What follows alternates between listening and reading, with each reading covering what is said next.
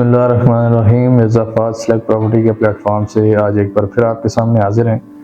आज हम जिस प्रोजेक्ट के बारे में आपको बताने जा रहे हैं उसका नाम है ग्रीन वैली।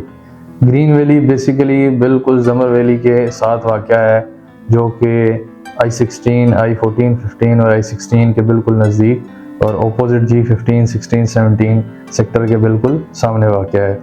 ग्रीन वैली एक गेटेड कम्युनिटी, एक ऐसा छोटा सा टाउन है जिसमें आपको 4 मरला, 5 मरला और 6 मरला के प्लॉट्स इंतहाई मुनासिब रेट पे पोजीशन वाले प्लॉट्स मिल जाते हैं। मिनिमम जो रेजिडेंशियल प्लॉट है वो 3.5 लाख मरला से लेके 4 लाख, 4.5 लाख रुपये मरला तक हमारे पास अवेलेबल है।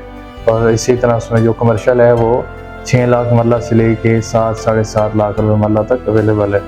ये सब प्लॉट्स जो हैं पोजिशनेबल प्लॉट्स हैं, इस पर फौरी कंस्ट्रक्शन कर सकते हैं, फौरी आप रिहाइश इख्तियार कर सकते हैं, फौरी आप कोई भी कमर्शियल प्रोजेक्ट इस पर बनाकर कुछ शॉप्स, दुकानें, फ्लैट्स वगैरह आप रेडी कर सकते हैं।